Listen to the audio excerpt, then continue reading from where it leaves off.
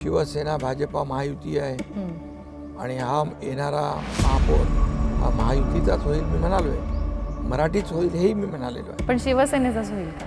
ते स्वतःला मालक समजतात आणि कार्यकर्त्यांना गुलाम समजतात, नोकर समजतात. तसं बाळासाहेब सवंगडी सहकार्यांना सवंगडी समजायच्या, तसे हे सहकार्यांना घरगडी समजतात. मुंबई आणि तुमचं राजकीय करिअर या दोन गोष्टी निवडण्याची वेळ आली की ज्या पद्धतीनं मुंबईबद्दलचं राजकारण होतं, तर एकनाथ शिंदे काय निवडतील? मुंबई. पण आम्ही ठरवलंय की टोकाची टीका करायची नाही करायची. नाही करायची. भाजपचा पैसा का शिंदेचा पैसा, इथं जर तुलना करायची झाली तर नेते भाजपचा पैसा निवडतील ना, पण तरी पण काय एकनाथ शिंदेसोबत राहताय? भाजप नॅशनल पार्टी आहे, आमचा मित्रपक्ष आहे, मोठा पक्ष आहे. मी तर आत्ताच नवीन काय म्हणतो नवीन म्हणून तर कळत नाही ना की लोक का राहतात. हे प्रेम आहे, ही असं हे सगळं पैशाने विकत घेता येत नाही. लोक पैशाशी पण प्रामाणिक राहत नाहीत आजकाल. राहत नाहीत पण माझ्याशी राहतात ना. दरवेळेला निवडणुकीवर तोच मुद्दा आहे त्यांचा. मुंबई महाराष्ट्रापासून तोडणार, मराठी माणसापासून तोडणार. पण उद्योगधंदे जात आहेत मुंबईत. ठाकरेंचं राजकारण संपलं तर मग एकनाथ शिंदेच्या राजकारणाचं कसं? मराठी माणसासाठी एकनाथ शिंदे आणि राज ठाकरे एकत्रित आले असते तर ही युती जास्त लोकांना आवडली नसती का? ते करण्यात तुमचं कुठेतरी पॉलिटिकल अपयश झालं असं वाटत नाही? काही लोकांना ते हजमच होत नाही, पचनीच पडत नाही. ते अद्यापही मला तेच मालक आणि नोकर हा कसा काय शेतकऱ्याचा मुलगा, रिक्षा चालवणारा मुलगा, कंपनीत काम करणारा मुलगा, फिशरीज कंपनीत कॉन्ट्रॅक्ट घेणारा मुलगा मुख्यमंत्री कसा होऊ शकतो? राजकारणामध्ये कोणी कोणाचा परमनंट शत्रू नसतो आणि परमनंट दोस्तही नसतो, दुश्मनी नसतो. तुम्हाला वाटतं देवेंद्र फडणवीस भविष्यामध्ये पंतप्रधान पदाचे दावेदार असतील म्हणून भाजपचे? मग कधी अशी भीती वाटत नाही का की भाजप आपल्याला संपवून टाकेल म्हणून, किंवा भाजप हे सगळं ॲक्वायर करून घेईल म्हणून?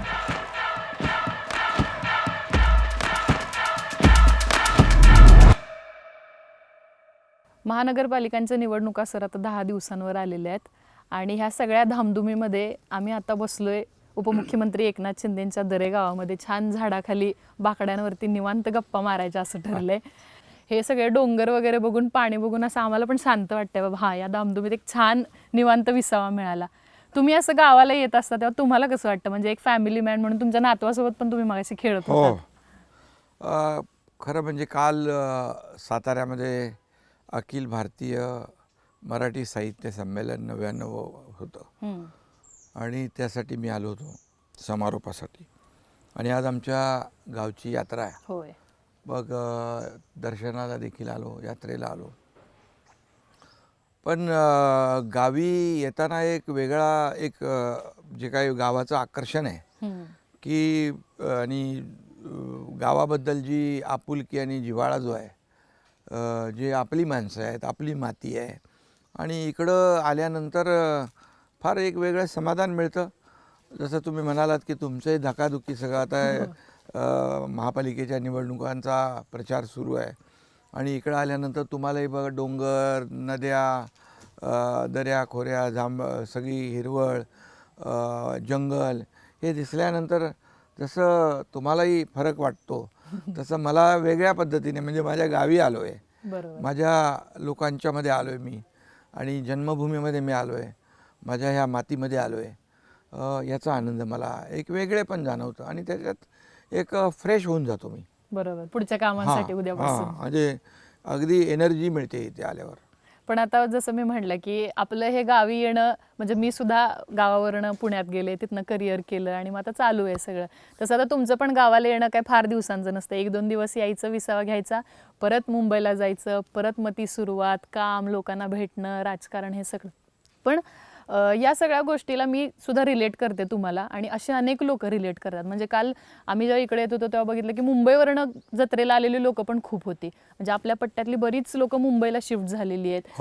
पण हे शिफ्ट होणं जे असतं, म्हणजे मुंबईला जाणं, संघर्ष करायचा आहे, लढायचं आहे, तिथं टिकून राहायचं आहे आणि आपण काय म्हणतो, तिथं पहिल्यांदा काम करायला जातो, सर्व्हाइव्ह करायला जातो आणि नंतर असं होतं की नाही, we are here to stay, इथं राहायचं आहे, जिंकायचं आहे. आणि त्या सगळ्याचं एक मोठं उदाहरण तुम्ही सुद्धा आहात. म्हणजे तिथं गेलात, तुम्ही स्वतःला सिद्ध केलं आणि एक रिक्षावाला मुख्यमंत्री झालेला आहे बेसिकली. तर अशी जी लोकं असतात त्यांचं तुम्ही प्रतिनिधित्व करता कुठंतरी.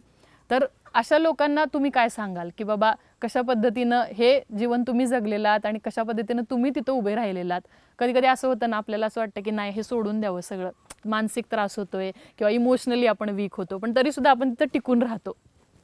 खरं म्हणजे या अतिशय दुर्गम भागातून एका शेतकऱ्याचा मुलगा मुंबईत जातो, ठाण्यासारख्या शहरामध्ये समाजसेवा सुरू करतो आणि काम करतो, लोकांची मदत करतो आणि लोकांना आपलंसं करतो, लोक त्याला आपलंसं करतात, लोक आपलं म्हणतात. याला खूप कष्ट करावे लागतात, बरोबर. याला त्याग करावा लागतो, त्यांच्या सुखदुःखाशी समरस व्हावं लागतं, त्यांच्या अडीअडचणींना धावून जावं लागतं, त्याला तो पिंड असावा लागतो.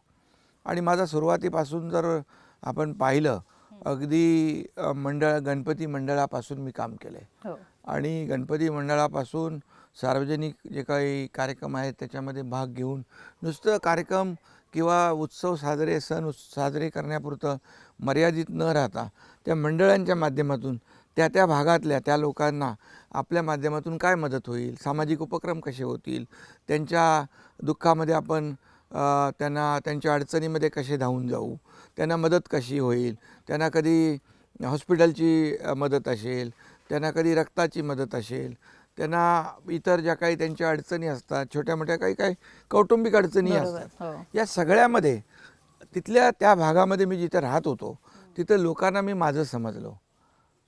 एवढा जिव्हाळा जीव मी त्यांना लावला आणि माझ्या कामामध्ये देखील त्यांनी काहीतरी बघितलं आणि त्यांनी मला आपलं म्हटलं आणि एक परिवार तयार झाला आणि एक कुटुंब तयार झालं आणि माझं कुटुंब मोठं झालं. म्हणजे त्या किसन नगर भाग जो आहे तो माझा परिवार बनला, वाघळी स्टेट भाग माझा परिवार बनला, कुटुंब बनलं.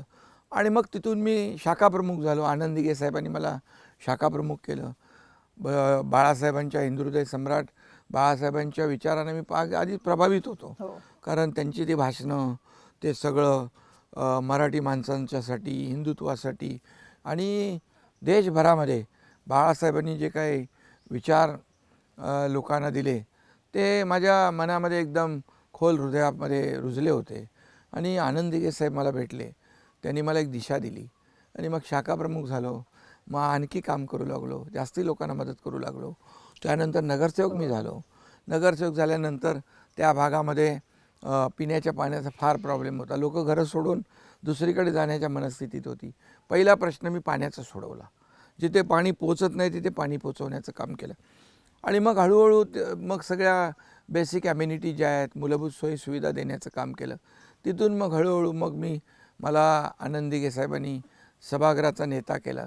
आणखी ताकद मला मिळाली. त्याच्यात जास्तीचं काम मी पूर्ण ठाणे शहरात काम करू लागलो, शहराचं पूर्ण काम करू लागलो. त्यानंतर मला विधानसभेची उमेदवारी मिळाली. सगळ्यात जास्त मतांनी मी लीडने निवडून आलो. आणि मग हे असं जे आहे हे तसं सहजासहजी घडत नाही आहे. ह्याला फार अटॅचमेंट लागते आणि अगदी डेडिकेशन आणि डिवोशन लागतं.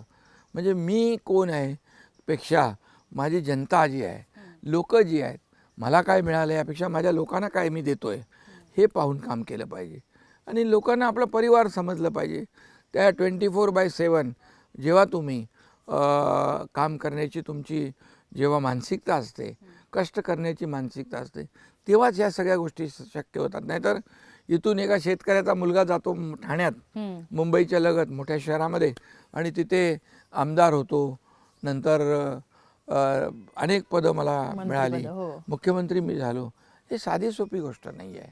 पण ह्या सगळ्यात जनतेचा आशीर्वादाशिवाय होत नाही आहे. ह्या सगळ्यातच मला तुम्हाला ते विचारायचं आहे की म्हणजे आजही अशी लाखो लोक मुंबईत जातात स्वप्न घेऊन. म्हणजे फक्त 1 BHK घेणं आणि तिथं राहणं हे मराठी माणसाचं स्वप्न नसतं ना, त्यालाही मोठं व्हायचं असतं. तुम्हाला बघून वाटत असेल की मलाही मुख्यमंत्री होता येऊ शकतं म्हणून. तर अशा माणसांना तुम्ही काय सांगाल? एखाद्या मराठी माणसाला वाटेल मलाही अंबानी व्हायचं आहे, मलाही अदानी व्हायचं आहे मुंबईत जाऊन, का होऊ नये? आता मी शेतकऱ्याचा मुलगा मुख्यमंत्री झालो हे अनेक लोकांना अजून पचनीच पडत नाही आहे. वस्तुस्थिती ॲक्सेप्ट करायला पाहिजे ना, परिस्थिती ॲक्सेप्ट केली पाहिजे. राजकारणामध्ये, समाजकारणामध्ये खरी वस्तुस्थिती प्रत्येकाने मान्य केली पाहिजे. आणि काही लोकांना ते हजमच होत नाही, पचनीच पडत नाही. ते अद्यापही मला तेच मालक आणि नोकर हा कसा काय शेतकऱ्याचा मुलगा, रिक्षा चालवणारा मुलगा, कंपनीत काम करणारा मुलगा, फिशरीज कंपनीत कॉन्ट्रॅक्ट घेणारा मुलगा मुख्यमंत्री कसा होऊ शकतो? अरे पण बाबा असं नसतं. शेवटी जनता जनार्दन ठरवत असतं कोणाला कुठे बसवायचं आणि कुणाला कुठे. शेवटी जनता मालक आहे, आम्ही आणि कुणी मालक नाही आहे, आम्ही सेवक आहोत. मालक जनता आहे, ती ठरवत असते कुणाला कुठे बसवायचं आणि कुणाला कुठे आपटायचं. त्यामुळे मी भाषणामध्ये सांगत असतो, तुम्ही समोर बसलेला आहात, याच्यातला कोणीतरी उद्या एक साधा माणूस तो उद्याचा मुख्यमंत्री होऊ शकतो. उद्याचा मोठा अंबानींचं उदाहरण आपण घेतलं. अंबानी, मुकेश अंबानी देखील एक मोठे उद्योजक आहेत. देशामध्ये त्यांचं जगभरामध्ये नाव आहे. अशा प्रकारचं देखील ते देखील त्यांची सुरुवात अगदी गरिबीतून वडिलांनी सुरुवात केली. परंतु आज देशामध्ये त्यांचं जगभरामध्ये त्यांचं नाव आहे आणि देशाला देखील ते मोठ्या प्रमाणावर उद्योगामध्ये इन्व्हेस्ट करून हजारो लाखो लोकांना रोजगार देत आहेत. का होऊ नये कुणी अंबानी? अशा मोठी स्वप्न पाहिली पाहिजे लोकांनी. मोठी स्वप्न पाहणं हे कधीही चुकीचं नाही आणि म्हणून मोठी स्वप्न पाहिलीच पाहिजे आणि त्याबरोबर कष्ट, जिद्द आणि मेहनत हेही पाहिजे. नुसतं स्वप्न पाहून चालणार नाही. त्यासाठी तुम्हाला मेहनत करायला पाहिजे, राबायला पाहिजे आणि त्याच्यामध्ये प्रामाणिकपणा पाहिजे. त्याच्यामध्ये खऱ्या अर्थाने तुमचे कष्ट पाहिजे, जिद्द पाहिजे. एक टार्गेट तुम्ही ठरवून काम केलं पाहिजे. लक्ष्य हे मला बनायचं आहे असं ठरवून तुम्ही प्रत्येक क्षेत्रामध्ये, मग विद्यार्थी क्षेत्रामध्ये, राजकीय क्षेत्रामध्ये, वैद्यकीय क्षेत्रामध्ये, कुठल्याही क्षेत्रामध्ये, आपण उद्योग क्षेत्रामध्ये, हे मला करायचं आहे, हे मला करून दाखवायचं आहे, करायचं आहे.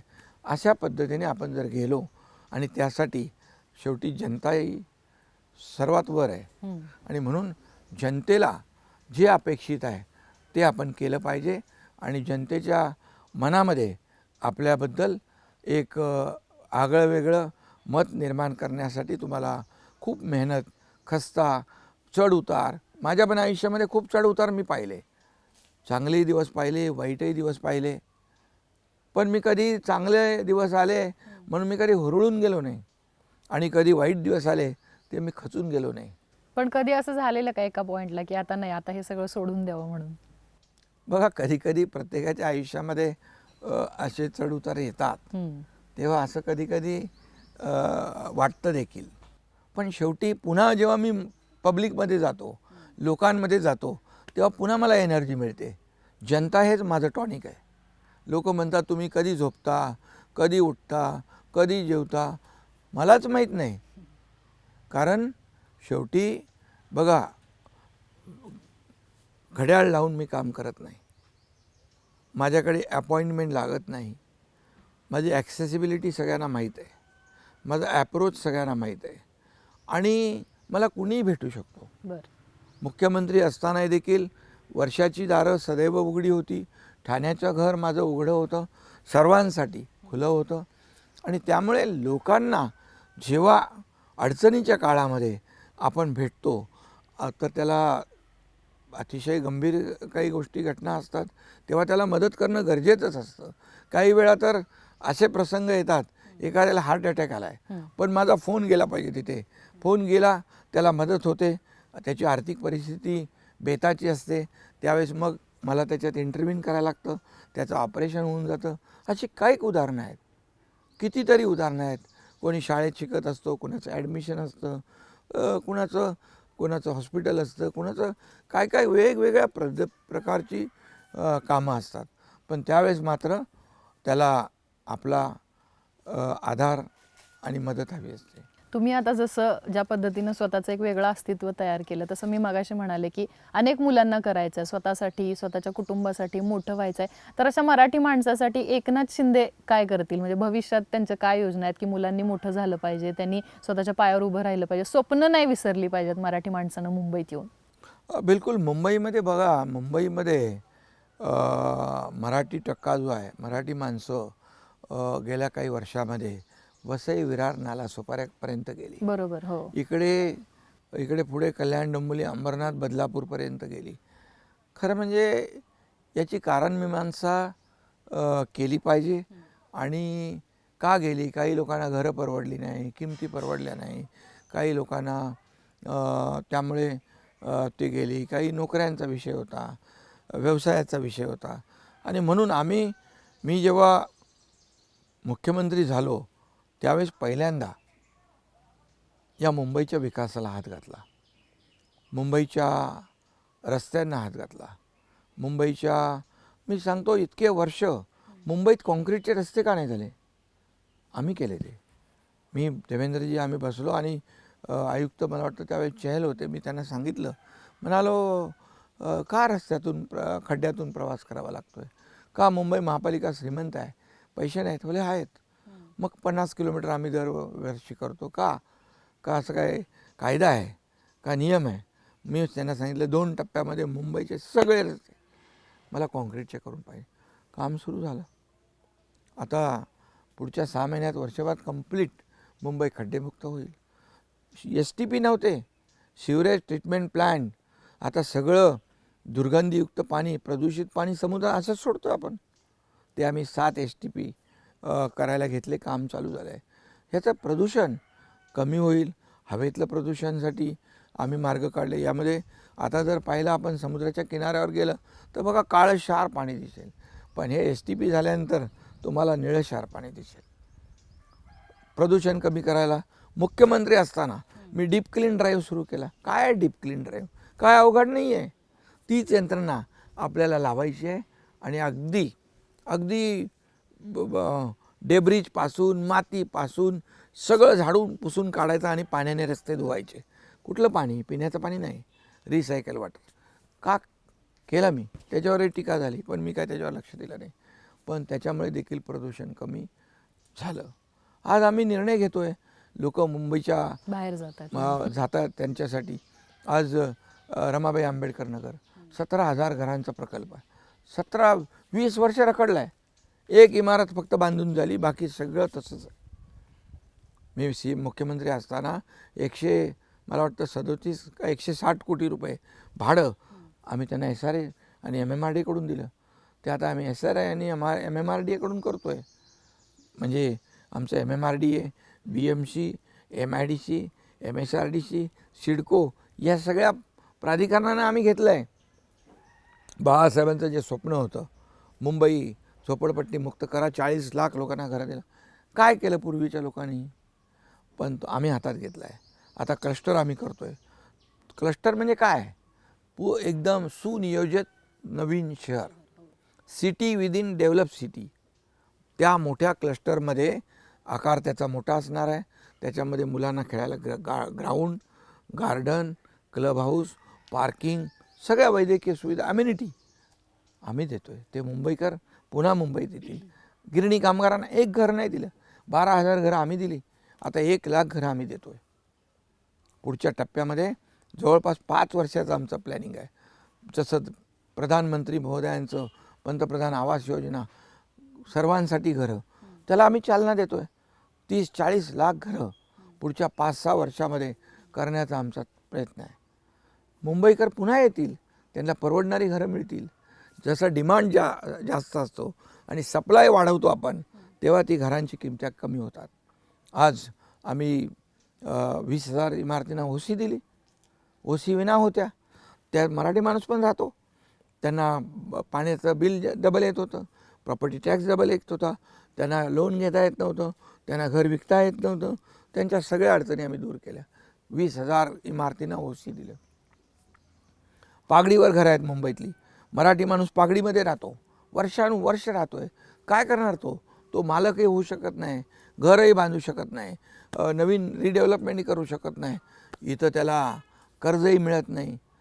आणि अशा माणसाला, अशा मराठी माणसाला पागडीमध्ये सगळे तेच राहतात. त्यांना आम्ही पागडी मुक्त मुंबई, मालकी हक्काचं घर देणार आणि मालक जो आहे त्यालाही त्याचा हिस्सा देणार, त्यालाही त्याचा मोबदला देणार. आम्ही कुणावरही अन्याय करणार नाही. सगळ्यात ऐतिहासिक निर्णय आम्ही पागडी मुक्त मुंबई करण्याचा घेतला. OC देण्याचा निर्णय घेतला. रिडेव्हलपमेंटचे सगळे निर्णय आम्ही घेतले. फनेल झोनमध्ये हाईट रेस्ट्रिक्शन होतं, डिफेन्स एरियामध्ये हाईट रेस्ट्रिक्शन होतं, आम्ही त्याच्यावर तोडगा काढला. हाईट रेस्ट्रिक्शनमुळे वरती जाता येत नाही, मग आम्ही त्यांना TDR दिला. TDRच्या माध्यमातून त्यांचं रिडेव्हलपमेंट होईल. अनेक नियम आम्ही शिथिल केले. का? फक्त मराठी माणूस पुन्हा मुंबईमध्ये आला पाहिजे. मुंबईच्या बाहेर फेकला गेलेला मुंबईकर पुन्हा मुंबईत आला पाहिजे. त्याला रोजगार मिळाला पाहिजे, त्याच्या हाताला काम मिळालं पाहिजे, तर तो मुंबईत टिकून राहील. नक्कीच. आणि आता म्हणजे तुम्ही बऱ्याच गोष्टी सांगितल्या की मुंबईकरांसाठी तुम्ही काय करताय. ते आम्ही बघतो की म्हणजे सगळे राजकीय पक्ष कुठल्या ना कुठल्या गोष्टी मुंबईसाठी करत असतात. पण एक यामध्ये महत्त्वाची गोष्ट अशी आहे की मुंबई लोकांना घडवते, मुंबईला लोक नाही घडवत आहेत. मुंबई सगळ्या माणसांना उभी करते. जसं सुरुवातीला म्हणलं अदानी, अंबानी, बच्चन असतील, सगळ्यांना मुंबई घडवते. पण या सगळ्यामध्ये एक गोष्ट आहे ती म्हणजे मुंबईवरती सगळ्यांची नजर आहे. म्हणजे आपण बघतो की बरेचसे उद्योग मधल्या काळात गुजरातला गेले, मग सातत्याने असं प्रत्येकाला वाटतं की हे मुंबईसारखं शहर आपल्याकडे असलं पाहिजे किंवा आपल्या हातात असलं पाहिजे. मग अशा वेळी जर असं झालं की भविष्य काळामध्ये मुंबई आणि तुमचं राजकीय करिअर या दोन गोष्टी निवडण्याची वेळ आली की ज्या पद्धतीनं मुंबईबद्दलचं राजकारण होतं, तर एकनाथ शिंदे काय निवडतील? मुंबई. कारण मुंबई ही लाखो करोडो लोकांना जिवंत ठेवते. मुंबई 24/7 चालते. मुंबई कधी झोपत नाही, मुंबई कधी थांबत नाही. किती संकट आली मुंबईवर. बॉम्बस्फोट झाले, तो कोण याचा हल्ला झाला, कसाबचा हल्ला झाला, साखळी बॉम्बस्फोट झाले, किती संकट मुंबईवाले. कोविड आलं, मुंबई थांबली नाही. मुंबई लाखो करोडो लोकांना देते आहे, देण्याचं काम करते. मुंबई देशाची आर्थिक राजधानी आहे. आणि कोण मुंबईला महाराष्ट्रापासून तोडण्याचा विचार कधीच करू शकत नाही. पण भविष्यात असं काही झालं कधीच होऊ शकत नाही. आता हे जे आता उद्धवजी म्हणतात मुंबई महाराष्ट्रापासून, दरवेळेला निवडणुकीमध्ये तोच मुद्दा आहे त्यांचा. मुंबई महाराष्ट्रापासून तोडणार, मराठी माणसापासून तोडणार. पण उद्योगधंदे जात आहेत मुंबईतनं काही प्रमाणात. हे सगळे अफवा आहेत. आता स्वतः प्रधानमंत्री महोदयांनी आज तिथे मुंबई इंटरनॅशनल ग्लोबल हब झालं पाहिजे, फायनान्शियल हब झालं पाहिजे, फायनान्शियल फिनटेक हब झालं पाहिजे. का करतायत हे? मुंबईला का मदत करतायत? मुंबईला अटल सेतूला त्यांनी मदत केली, मुंबईला कोस्टलला मदत केली, मुंबई मेट्रोला मदत केली. का मदत केली? कारण मुंबई हे आर्थिक राजधानी आहे देशाची. आणि जगभरातले लोक येतात. G20चा कार्यक्रम झाला, वेव्हचा कार्यक्रम झाला, जे दिल्लीमध्ये करू शकले असते मुंबईत का केला? मुंबईचं महत्त्व वाढलं पाहिजे. परंतु विरोधक जे आहेत ते नेहमी याचा उलटा अर्थ काढतात. नीती आयोगानं पण म्हटलं, नीती आयोगाने म्हटलं तुमचं $1 ट्रिलियन, जसं प्रधानमंत्री मोदीजींचं $5 ट्रिलियन गोल आहे. आता तर 11व्यावरून 4थ्या क्रमांकावर आपली अर्थव्यवस्था आलेली आहे. त्यांचा जो गोल $5 ट्रिलियन आहे, त्याच्यात $1 ट्रिलियन महाराष्ट्राचं योगदान असलं पाहिजे. नीती आयोगाने सांगितलं, अरे बाबा तुम्ही एक नाही, फक्त मुंबई MMRमध्ये तुमचं $1.5 ट्रिलियन पोटेन्शियल आहे. एवढं पोटेन्शियल आहे. मग त्यासाठी आम्हाला ते मदत करतायत. मग तुम्हाला का कमीपणा वाटला त्यांची मदत घेण्याचा? का असं म्हणजे अहंकार, का इगो ठेवला? अरे राज्याला आपल्याला पाहिजे जे ते मिळवलं पाहिजे केंद्राकडून. मुंबईला काय पाहिजे ते मिळवलं पाहिजे आपण. त्याच्यामध्ये कसला कमीपणा आहे? ते स्वतःसाठी काम करतात. आम्ही मुंबईसाठी करतो, आम्ही महाराष्ट्रासाठी करतो. विकासाचा आमचा अजेंडा आहे. आम्हाला बाकी काही नाही आहे. आमचा अजेंडा दुसरा तिसरा काही नाही आहे. आमचा अजेंडा फक्त मुंबईचा विकास आणि महाराष्ट्राचा विकास. आम्ही 2.5 वर्षात केला ना. आता देवेंद्रजी करतात. 2.5 वर्षात बघा काय काय कामं केली आम्ही. यांनी स्टे दिला होता, मेट्रोला स्टे दिला होता, मेट्रो 3ला दिला होता, कारशेडला दिला होता. आम्ही सगळे स्टे हटवून टाकले. कोस्टल जोरात आम्ही सुरू केला. कोस्टल आम्ही केला म्हणतात. त्यावेळी देवेंद्रजी मुख्यमंत्री होते, मोदीजी प्रधानमंत्री होते, तेव्हा तर त्याला सगळ्या परवानग्या मिळाल्या. परवानग्या आणल्या मिळून देवेंद्रजींनी. पण साधं भूमिपूजनाला पण बोलू नये मुख्यमंत्री असताना. हा किती कद्रूपणा आहे, किती मनाचा कोतेपणा आहे. हे असं राजकारणामध्ये कधी करता कामा नये. आणि म्हणून आज मी सांगतो की अटल सेतूचा कुठल्या जमान्यामध्ये तो अटल सेतूचा निघाला होता हा रस्ता अटल सेतू करायचा म्हणून. तो कधी झाला? प्रधानमंत्री मोदीजी झाल्यावर, देवेंद्रजी आले मुख्यमंत्री, त्यानंतर मी झालो.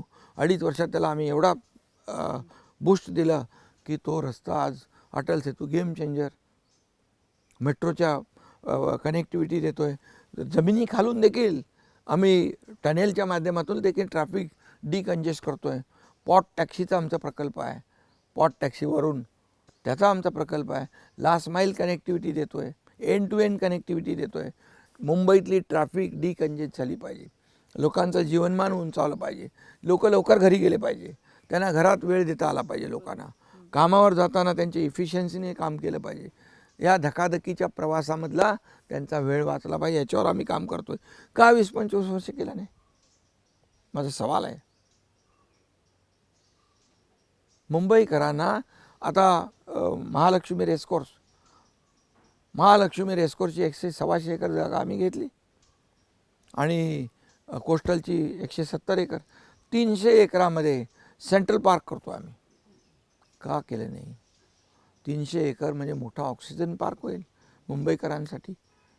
पहिले अगोदर एकदा फाईल उघडली, नंतर पुन्हा बंद झाली. मी मुख्यमंत्री असताना काढलं लगेच, निर्णय झाला, काम सुरू होईल. हे असे प्रकल्प मुंबई, बाळासाहेब ठाकरे आपला दवाखाना आम्ही मुंबईत केला, घराजवळ दवाखाना, म्हणजे वसाहती आहेत, चाळी आहेत, कॉलनी आहेत, छोट्या छोट्या झोपडपट्ट्या आहेत, तिथं आम्ही दवाखाना केला. मोफत तपासणी, मोफत औषध, मोठ्या हॉस्पिटलमध्ये जाण्याची गरज नाही. का नाही सुचलं? मी टीका करत नाही, पण ते जे आमच्यावर टीका करतात, तुम्ही काय केलं, तुम्ही काय केलं. आम्ही हे केलं आहे. कॉन्क्रीटचे रस्ते केल्यामुळे आता 20-25 वर्ष ते काय त्याला खड्ड्यामध्ये लिपापोती करावी लागणार नाही, त्याच्यामध्ये पैसे खर्च होणार नाहीत, कॉन्ट्रॅक्ट नाही, टेंडर नाही. का आम्ही वाईट केलं? मुंबईकरांचं आज इतक्या वर्षापासून जे रिडेव्हलपमेंटचे प्रकल्प रखडले, का आहे ना मराठी का मराठी माणूस त्यांना एखादा कॉन्ट्रॅक्टर द्यावासा वाटला नाही? मी तर भाषणामध्ये पण सांगितलं, मिठी नदीमध्ये कोण भेटला तेव्हा का मराठी माणूस भेटला नाही?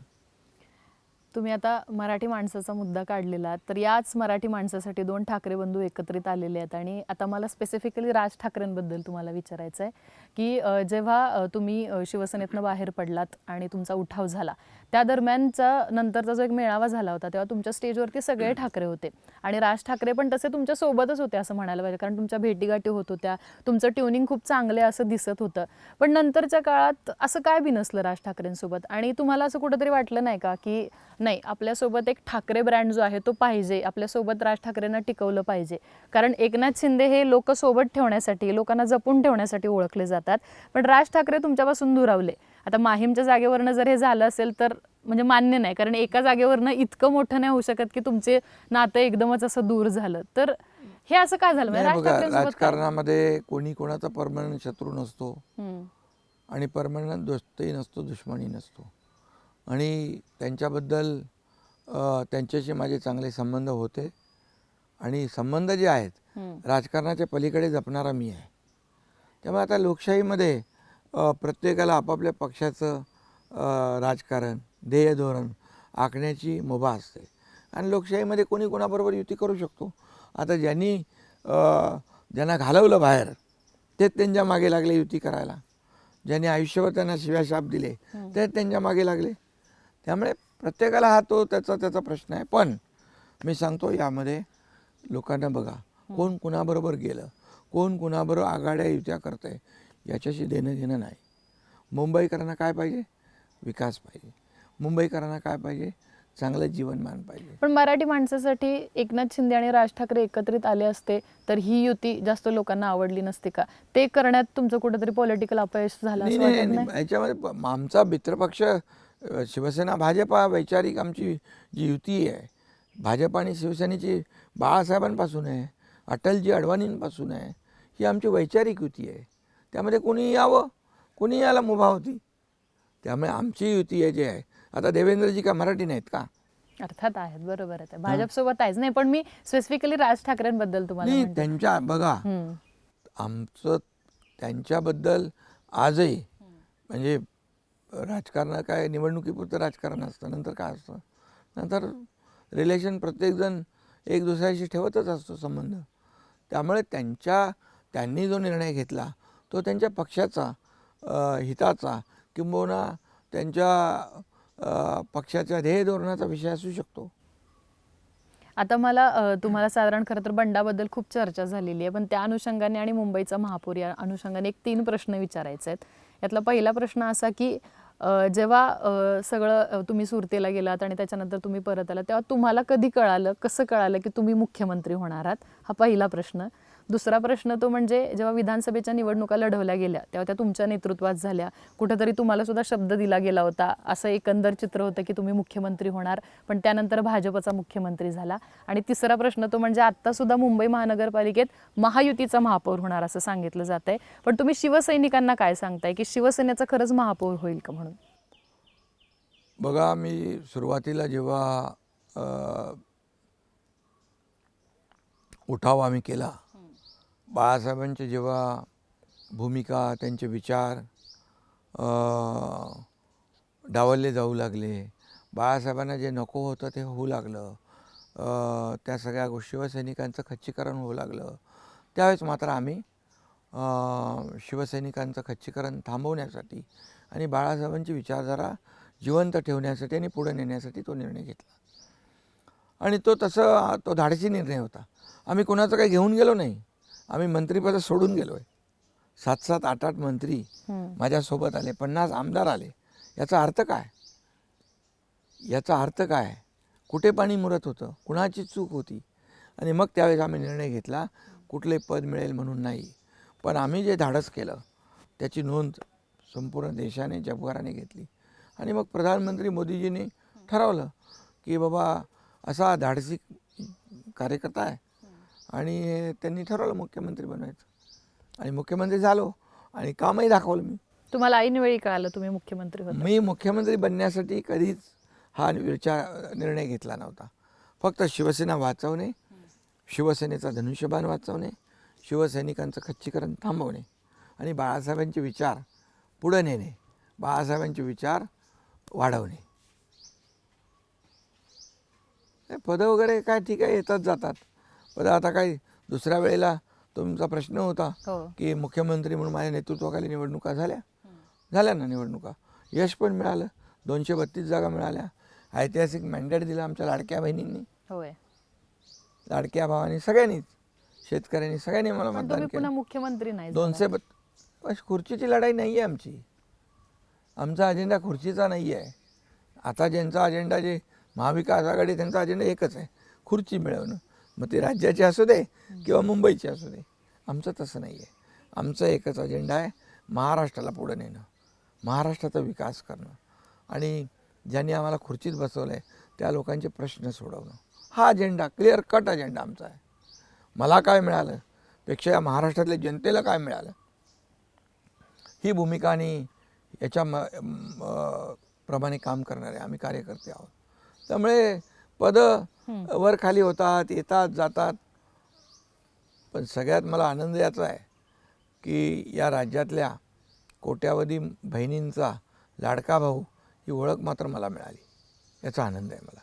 आणि आता जे आपण महापौर पदाबद्दल जे मी तुम्हाला विचारले की शिवसेनेचा महापौर होईल असं तुम्ही शिवसैनिकांना किंवा जनतेला असं ठामपणे तुम्ही सांगू शकताय का की नाही बाबा महायुतीचे सरकार आलं तर? शिवसेना भाजपा महायुती आहे, आणि हा येणारा महापौर हा महायुतीचाच होईल मी म्हणालोय, मराठीच होईल हेही मी म्हणालेलो आहे. पण शिवसेनेचाच होईल का? अरे शिवसेना आणि भाजप काय, म्हणजे दोन्ही आम्ही एक विचारधारेचे पक्ष आहोत.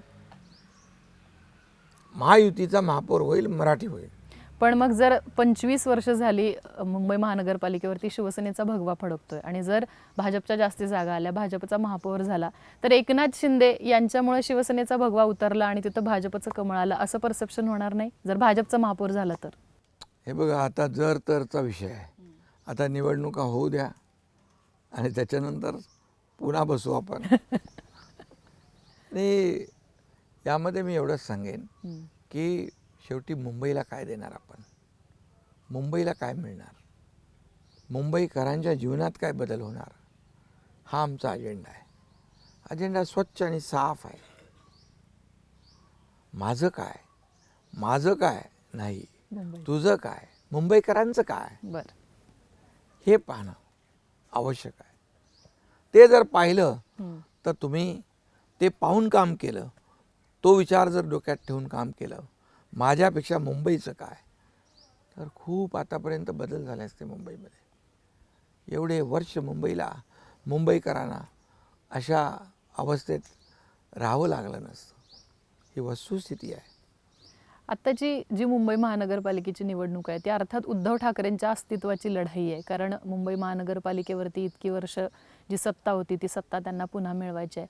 असं म्हणजे अशी एक चर्चा होती आता की जर उद्धव ठाकरे मुंबई महानगरपालिकेमध्ये पराभूत झाले तर त्यांचं राजकारण संपेल. पण मग एकनाथ शिंदेंचं काय होणार? कारण कुठंतरी अशी एक चर्चा असते की उद्धव ठाकरेंचं राजकारण संपवण्यासाठी भाजपनं एकनाथ शिंदेंना मोठं केलं म्हणून. ठाकरेंचं राजकारण संपलं तर मग एकनाथ शिंदेंच्या राजकारणाचं कसं? बघा, राजकारणामध्ये कुठलाही पक्ष असला तरी तो कायमचा संपत नसतो आणि चढ उतार येत असतात. काँग्रेसला देखील आपण पाहिलेलं आहे. पण जेव्हा सत्ता मिळते ती सत्ता लोकांसाठी राबवली पाहिजे. काँग्रेसच्या काळामध्ये किती घोटाळे बघितले आपण. 2G स्पेक्ट्रम, कॉमनवेल्थ, चारा घोटाळा, कुठले कोळसा घोटाळा, कोलगेट घोटाळा, किती घोटाळे बघितले. आणि त्यावेळेस लोकांनी ठरवलं की सरकार बदलायला पाहिजे आणि प्रधानमंत्री मोदी झाले, मोदीजी. आता या काळामध्ये 10 वर्षाच्या 11 वर्षाच्या मोदीजींनी लोकांसाठी काम केलं म्हणून ते पुन्हा पुन्हा येत आहेत निवडून. मग मुंबईचं काय, महाराष्ट्राचं काय, ही अशीच परिस्थिती आहे.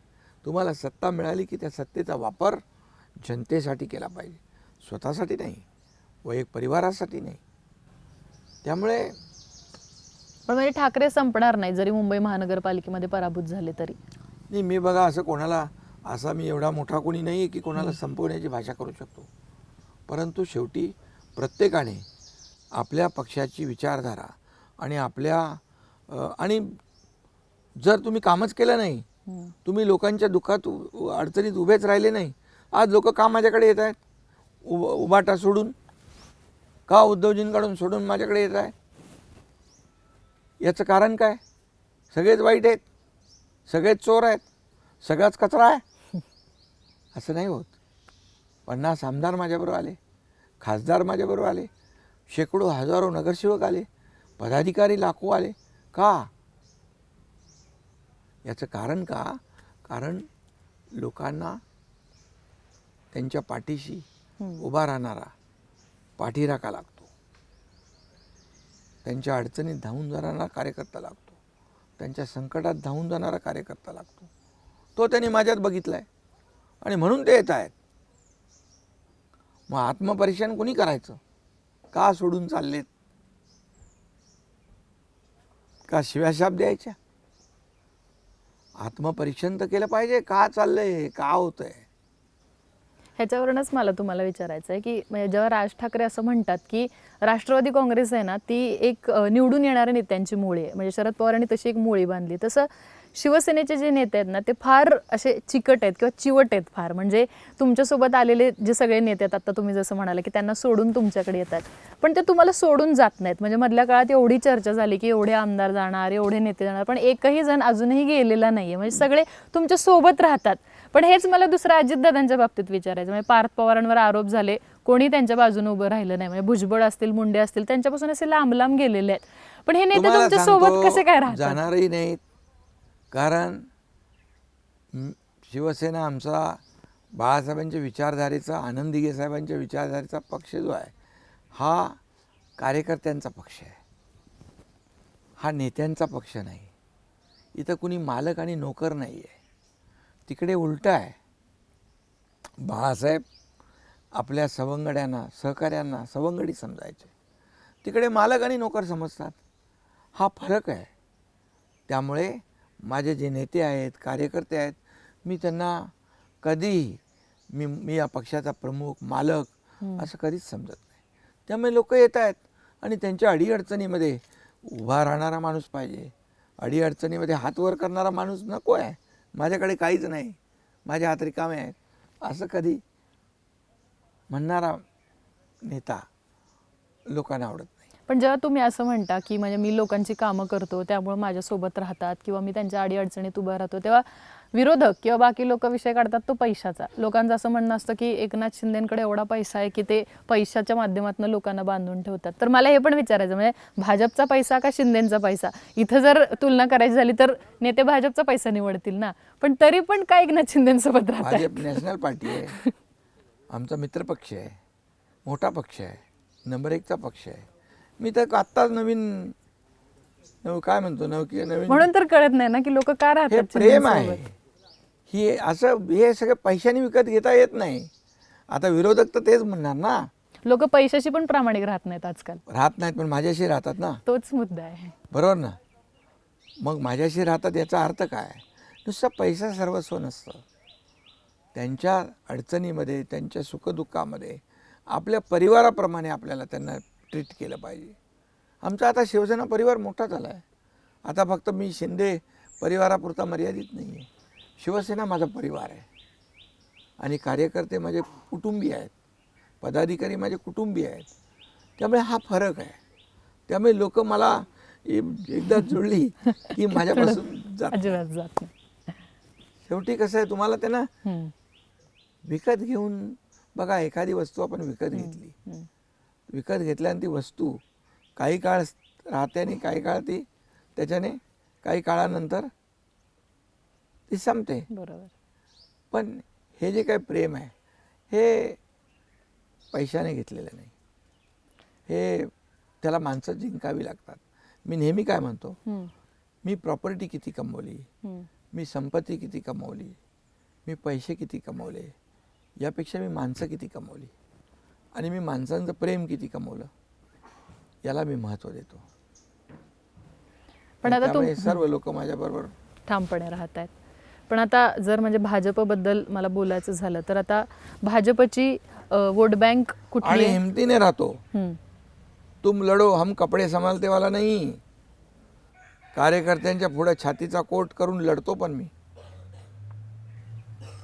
अर्थात तुमच्या कुठल्याच मंत्र्याची विकेट पडली नाही. जेव्हा जेव्हा त्यांच्यावरती काही आरोप झाले किंवा कुठले संकटात सापडले तेव्हा एकनाथ शिंदे त्यांच्यासाठी धावून आले. अजितदादांच्या 2 मंत्र्यांची विकेट पडली. नाही बघा, मंत्र्यांना मी सांगत असतो, हम्म. सगळ्यांना सांगत असतो, शिवसेना ही बाळासाहेबांच्या विचारांची आहे. आनंद दिघे साहेबांच्या पटडीमध्ये आपण तयार झालेलो आहे. एक शिस्तीचा पक्ष आहे. लोकांचं लक्ष आहे आपल्याकडे. आपण काय करतोय, कसं बोलतोय, कसं वागतोय, काय लोकांसाठी करतोय, हे प्रत्येकाने जपलं पाहिजे. तुम्ही ही सीमा ओलांडता कामा नये. आणि त्यामुळे तुम्हाला राजकीय जीवनामध्ये पुढे कायम चांगलं काम करायचं असेल तर ही पथ्य पाळावी लागतील, हे मी सांगतो, बिलकुल सांगतो. पण आता जर शिवसेनेचं आपण भविष्य बघायचं झालं सर, तर साधारणतः आता भाजपचा वोटर कोण आहे तर हिंदुत्ववादी आहे, मराठी मतदार आहे. शिवसेनेचं कोण आहे, हिंदुत्ववादी, मराठी मतदार आहे. दोन्हींमध्ये जी लाईन आहे ती खूप धूसर लाईन आहे. आणि आपण बघतोय की भाजपनं आता, तुम्ही हे नाकारू शकत नाही की तुमचे काही मतदारसंघ आहेत त्याच्यामध्ये लोक घेणं असेल किंवा त्याच्यामध्ये इंटरफेअर करणं असेल, या गोष्टी सुरू केलेल्या आहेत. मग कधी अशी भीती वाटत नाही का की भाजप आपल्याला संपवून टाकेल म्हणून, किंवा भाजप हे सगळं ॲक्वायर करून घेईल म्हणून? कशाला घेतील? जर त्यांना NDAमध्ये मोदीजी आज NDAला मजबूत करण्यासाठी सगळे प्रयत्न करत आहेत. NDA मजबूत झाली पाहिजे.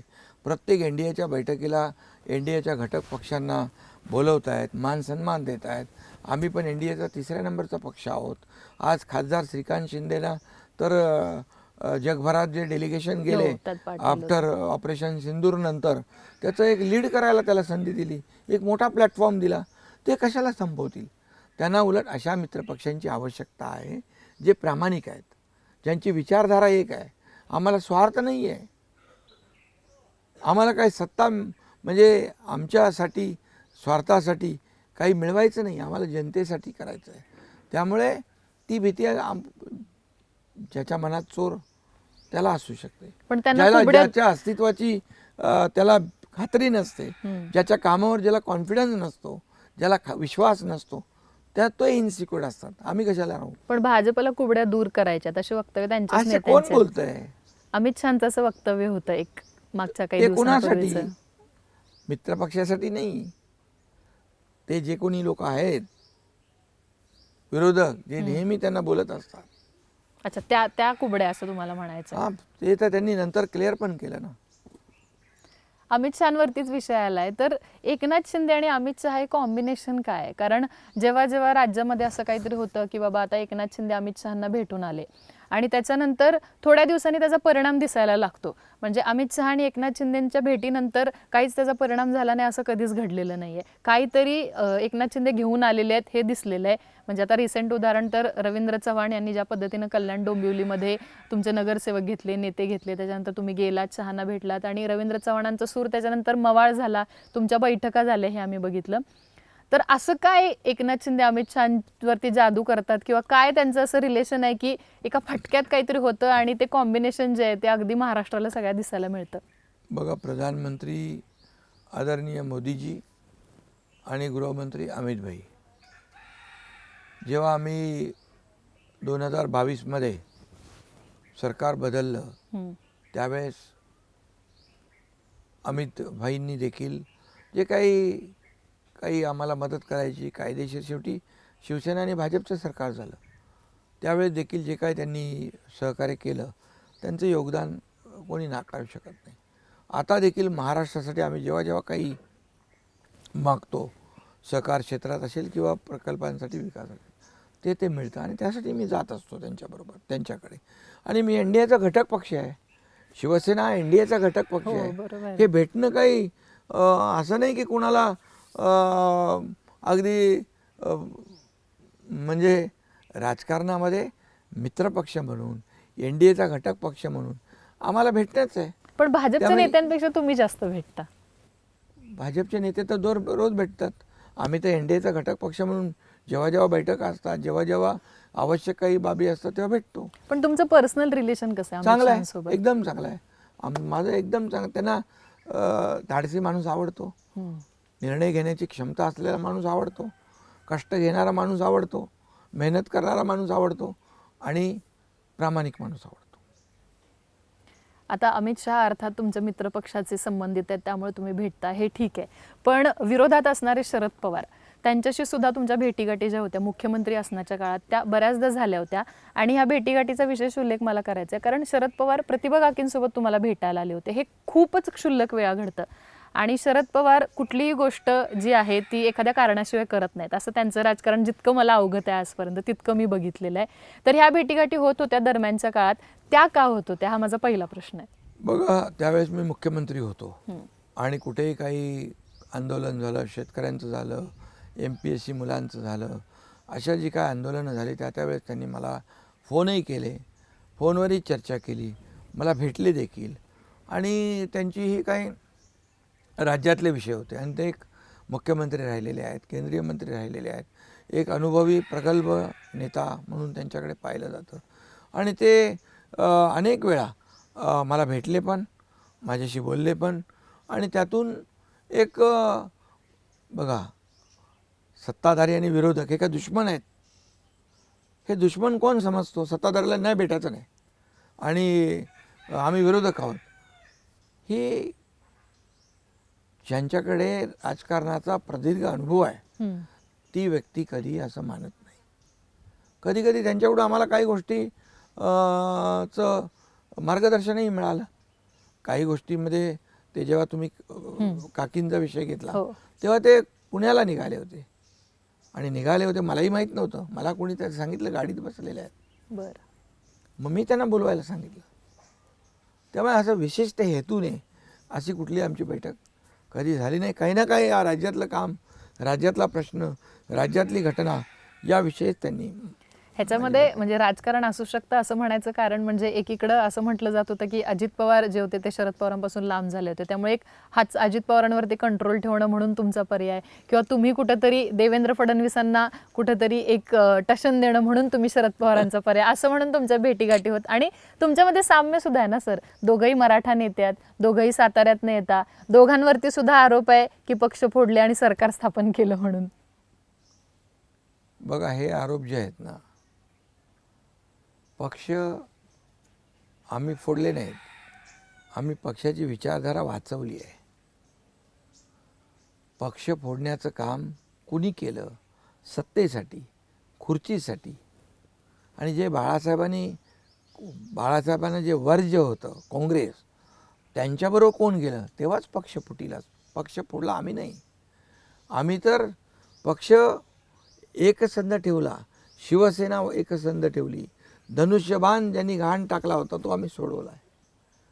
त्यामुळे पक्ष फोडला हा बिलकुल आरोप आम्ही मान्य केलेला नाही आणि लोकांनी तो आम्ही जो घेतलेला निर्णय लोकांनी मान्य केला.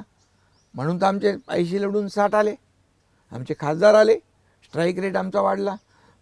झालेल्या नगरपालिकेच्या निवडणुकांमध्ये आम्हाला चांगलं यश मिळालं. म्हणजे लोकांना तो निर्णय आवडला आहे. आता हे जे काही विरोधक आहेत ते रोज आमच्या नावाने खडे फोडत आहेत, शिव्याशाप देत आहेत. आम्ही त्यांच्यावर काही मी लक्षही देत नाही. माझा फोकस कामावर, माझा फोकस विकासावर. अजूनही असं लोक म्हणतात की उद्धव ठाकरेंच्या बाबतीत जनता खूप इमोशनल आहे. उद्धव ठाकरेंना कुठेतरी साथ दिली पाहिजे, उद्धव ठाकरेंना या सगळ्यांनी मिळून कुठेतरी फसवले, असा एक आरोप जो आहे तो काही लोकांकडून केला जातो. मग त्या निवडणुकांमध्ये लोकांनी दाखवलं असतं ना, लोकसभेच्या, विधानसभेच्या, नगरपालिकेच्या. ते म्हणतात निवडणुकीमध्ये तुम्ही वोट चोरी केली, ईव्हीएम हॅक केलं. जर तुम्ही प्रचारातच फिरत नाही, कार्यकर्त्यांनाच वाऱ्यावर सोडलंय. नगरपालिकेच्या निवडणुकीमध्ये कोणच दिसत नव्हता महाविकास आघाडी. विरोधक नव्हतेच नगरपालिकेच्या निवडणुकीत. का त्यांनी पराभव मान्य केला होता का? आणि ईव्हीएम चोरी केली, वोट चोरी केली. मग तुम्ही लोकसभेमध्ये तुम्हाला जास्ती जागा मिळाल्या तेव्हा तुम्ही ईव्हीएम चोरी केली होती, वोट चोरी तुम्ही केली होती. कर्नाटकमध्ये काँग्रेसचं राज्य आलं तेव्हा तुम्ही वोट चोरी केली होती. तेलंगणामध्ये काँग्रेसचं राज्य आलं तेव्हा त्यांनी वोट चोरी केली होती. काय कधी कुठेतरी काहीतरी सत्य बोललं पाहिजे की नाही? मग मी म्हणू का असं, इतके वर्ष काँग्रेसने एवढे सगळे स्कॅम केले, नोट चोरी केली म्हणून त्यांना घालून टाकलं लोकांनी. जेव्हा तुम्ही जिंकता तेव्हा ईव्हीएम चांगलं असतं, सगळं चांगलं असतं. कोर्टावर तुम्ही ताशेरे मारता, तुम्ही निवडणूक आयोगावर ताशेरे मारता, तुम्ही ईव्हीएमवर ताशेरे मारता, तुम्ही सगळ्यावर. जेव्हा तुम्ही हारता तेव्हा, जेव्हा जिंकता तेव्हा काही बोलत नाही. आता हे चुकीचं आहे, या पुन्हा इलेक्शन घेतल्या पाहिजे असं का बोलत नाही? आता बिनविरोध झाले लोक, हो 67 लोक बिनविरोध झाले. ते म्हणतात आता याला कोर्टात जातो आम्ही. हो, निवडणूक आयोग सुद्धा चौकशी करणार आहे. बिलकुल करू द्या. पण फक्त महायुतीचेच कसे काय बिनविरोध झाले सगळे? महायुतीमध्ये त्यांच्याकडे महाविकास आघाडीकडे कॅन्डिडेट नव्हते. तुम्ही सगळे पळवले कॅन्डिडेट. ऐका ना, कॅन्डिडेट नव्हते, ते कॅन्डिडेट त्यांनी उभे केले होते. आता कॅन्डिडेट उभे केले, कितीतरी ठिकाणी कॅन्डिडेटच उभे नाही, जागा रिक्त आहेत. माघार पण घेतली. माघार का घेतली त्यांनी? जेव्हा आता मी एका ठिकाणी उभा आहे, एकनाथ शिंदेने केलेलं काम त्याला माहीत आहे, लोक याला निवडून देणार, मी तर पडणार. ते म्हणतात दबाव आणला, पैसे दिले आणि माघार घ्यायला लावली. तेच तर आहे ना. म्हणजे जेव्हा पराभव होतो आणि मग ते त्यांच्या माणसावरच अविश्वास दाखवतायत ना, त्यांच्या माणसाचीच बदनामी करतात. कॅन्डिडेट कोणाचा आहे? जो विड्रॉ झाला आहे तो त्यांचा आहे ना. त्याला जेव्हा कळलं मी इथे जिंकू शकत नाही, जिंकणारा माणूस माघार घेईल सांगा मला, का हरणारा माघार घेईल? साधं सोपं लॉजिक आहे. आणि ह्याच्यामध्ये बघा, जिथं जे स्ट्रॉंग बेल्ट आहेत, आमचे स्ट्रॉंग होल्ड आहे महायुतीचा, तिथे माणूस 100% जिंकणारच, अशा ठिकाणची माघार झालेली आहे. आता या सगळ्या डिस्कशनमध्ये एका व्यक्तीचं नाव अजून यायचं राहिलं, ते म्हणजे अजित पवार. अजित पवार आणि तुम्ही सुद्धा वेगवेगळे लढताय अनेक ठिकाणी, म्हणजे बेसिकली भाजपपासून वेगवेगळे लढताय, मैत्रीपूर्ण लढती होत आहेत. पण अजित पवारांचं काहीतरी वेगळंच रूप आता बघायला मिळायला लागलं. अजित पवार पिंपरी चिंचवडमध्ये पत्रकार परिषदेत म्हणाले की त्यांना सत्तेचा माज आलाय, ते सत्तेचा माज करतायत, गुंडांना कोणी पळवून लावलं ते बघा, सिंचन घोटाळ्याचे आरोप ज्यांनी माझ्यावर केले मी त्यांच्यासोबत सत्तेत बसलोय. बेसिकली अजित पवार विरोधात आहेत हे महाराष्ट्रात सगळ्यात कळालंय की पुणे आणि पिंपरी चिंचवडमध्ये भाजपला अजित पवार जोरदार विरोध करतात. पण हे शिवसेना शिंदे गटाचं आम्हाला दिसत नाहीये. संभाजीनगरमध्ये तुम्ही वेगळे लढताय, पनवेलमध्ये लढताय, पुण्यात लढताय, पिंपरी चिंचवडमध्ये लढताय, पण भाजपसोबत तशा पद्धतीची भाजपवर टीका होत नाहीये. भाजपसोबत जुळवून घेण्याचं धोरण कुठंतरी दिसतंय. अजित पवार एकदम ठासून लढायला लागलेत. आमची लढाई वैचारिक आहे आणि आम्ही ठरवलं आहे हे मुख्यमंत्री देवेंद्रजी आणि आम्ही, हम्म. की आम्ही काही ठिकाणी एकत्र लढतोय ना आता. हा, लढताय तुम्ही, बरोबर. अनेक ठिकाणी हो. नगर परिषद पण अनेक ठिकाणी लढलो एकत्र, अनेक ठिकाणी वेगळे लढलो. हम्म. यावेळी देखील तशीच परिस्थिती आहे. पण आम्ही ठरवलं आहे की टोकाची टीका करायची नाही. नाही करायची. नाही करायची. विकासाच्या मुद्द्यावर बोलायचं ना. बर. आणि त्या ठिकाणी शेवटी आज आम्ही सरकारमध्ये आहोत. हम्म. कार्यकर्ते तिथले स्थानिक समीकरणं वेगळी असतात, त्यांना निवडणुका लढवायच्या असतात. हम्म. मग त्यांच्याही निवडणुका कार्यकर्ते लढवतात, आमचेही लढवतात. आणि बऱ्याच वर्षांनी निवडणुका आल्यात, त्यामुळे काही ठिकाणी मैत्रीपूर्ण लढतो. याचा अर्थ आम्ही टीका केली पाहिजे, खालच्या पातळीवर जाऊन टीका केली पाहिजे असं काय बंधन नाही. आणि अजितदादांनी जे म्हटलं असेल तिथला जो काही स्थानिक मुद्दा, स्थानिक विषय आणि स्थानिक ज्या काही बाबी असतील तिथल्या, त्याला अनुषंगाने त्यांनी म्हटलं असेल. पण त्यांनी सर, भारतीय जनता पक्ष पूर्ण असा आहे असं मला वाटतं ते म्हणणार नाही. नाही, त्यांची टीका ही भाजपवरतीच आहे. पण आता तुम्ही जे म्हणताय की तुम्ही ठरवलं की टोकाची टीका करायची नाही, तर हे तुम्ही अनुभवातनं बोलताय का? कारण 2017ला असंच झालं होतं की वेगवेगळ्या लढला होतात, त्याच्यानंतर भाजपवरती टीका झाली मोठ्या प्रमाणात, कुठंतरी फाटत गेलं आणि 19ला पूर्णपणे भाजपसोबत फाटलं. तर हे तुम्हाला होऊन द्यायचं नाही म्हणून तुम्ही आपली सोयीची भूमिका घेताय. आमचं बघा, आम्ही दोन्ही एकाच विचारधारेचे पक्ष आहोत आणि आमचा जो काही लार्जर टास्क आहे, लोकसभा, देश, नंतर राज्य, ह्या छोट्या मोठ्या निवडणुका आहेत. या निवडणुकांमध्ये टोकाची भूमिका घेऊन एवढी वादाची दरी निर्माण होता कामा नये. त्यासाठी नेत्यांनी अंडरस्टँडिंगमध्ये काम केलं पाहिजे. त्यामध्ये आम्ही त्या पद्धतीने करतोय. मधल्या काळात असं म्हणलं जात होतं की देवेंद्र फडणवीस आणि अजित पवारांचं खूप चांगलं जमतं, पण आता साधारणतः तुम्ही जे बोलताय त्यावरून असं दिसतं की तुमचं आणि फडणवीसांचं ट्युनिंग फार चांगलं आहे. बघा, ट्युनिंगचं काय विषय आहे याच्यामध्ये? आमचा अजेंडा जर डेव्हलपमेंटचा आहे, विकासाचा आहे, तर मग बाकी सगळ्या गोष्टी गळून पडतात बाजूला. आमचा वैयक्तिक स्वार्थ काहीच नाही आहे, आणि माझा तर नाहीच आहे. आणि म्हणून ज्याचा स्वार्थ जेव्हा खुर्ची येतो, मागच्या वेळेस काय झालं, काय मिळवलं? खुर्ची मिळवली. पुढे काय झालं? खुर्ची मिळवून काय कमवलं आणि काय गमवलं याचा विचार केला पाहिजे त्यांनी. देवेंद्र फडणवीस यांच्यासोबत म्हणजे तुमचं राजकारण आता जे तुम्ही दोघं सुरू आहे आणि एकंदर भाजपचं भविष्य बघता, तुम्हाला वाटतं देवेंद्र फडणवीस भविष्यामध्ये पंतप्रधान पदाचे दावेदार असतील म्हणून भाजपचे? बघा, आता तर देशाचे प्रधानमंत्री नरेंद्र मोदी जे आहेत ते देशाला आर्थिक महासत्तेकडे घेऊन चाललेत. 11व्यावरून 4थ्या क्रमांकावर आलेले आहेत आणि देवेंद्रजी मुख्यमंत्री म्हणून काम करत आहेत. आता अशा परिस्थितीमध्ये देवेंद्रजी 2दा मुख्यमंत्री झाले, ते अनुभवी आहेत आणि त्यांनी त्यांच्या अनुभवातून सिद्धही केलं आहे की विकास काय असतो. मी 2.5 वर्षामध्ये कमी वेळात कसं जास्त काम करू शकतो, राज्याला त्याचा फायदा, राज्यातल्या जनतेला कसा फायदा, हे दाखवलेलं आहे. त्यामुळे अशा परिस्थितीमध्ये देवेंद्रजींनी स्वतःच म्हटलेलं आहे की मोदीजी हेच प्रधानमंत्री असावेत. त्यामुळे आजच्या परिस्थितीमध्ये अशा प्रकारचं कुठलंही भाष्य तुम्ही वक्तव्य करणं थोडं सावधगिरीनं म्हणताय. आपण बऱ्याच मुद्द्यांवर चर्चा केली, राजकारण, त्याच पद्धतीनं तुमचं गावाला येणं आणि बाकी सगळ्या गोष्टींवर पण बोललो. जाता जाता तुम्हाला मला एक पर्सनल प्रश्न विचारायचा आहे. बेसिकली जेव्हापासून तुम्ही बाहेर पडलाय तेव्हापासून जेव्हा ठाकरे तुमचा उल्लेख करतात त्याच्यामध्ये कुठंतरी अवहेलना दिसून येते. म्हणजे तुमचं सरकार जनतेसाठी शिंदे सरकार, ठाकरेंसाठी मिंदे सरकार. दुसरीकडे तुमचा उल्लेख सातत्यानं गद्दार असा केला गेला. आपण ढाण्यावाग असं म्हणतो, त्याच्यामध्ये सुद्धा तुमची कुठंतरी अवहेलना करण्यात आली. तर या सगळ्या टीकांकडे एकनाथ शिंदे एक व्यक्ती म्हणून कसं बघतात जेव्हा जेव्हा अशी तुमच्यावरती टीका होते? मी यापूर्वीच या बाबतीत म्हणालो आहे की ते स्वतःला मालक समजतात आणि कार्यकर्त्यांना गुलाम समजतात, नोकर समजतात. जसं बाळासाहेब सवंगडी सहकाऱ्यांना सवंगडी समजायच्या, तसे हे सहकाऱ्यांना घरगडी समजतात.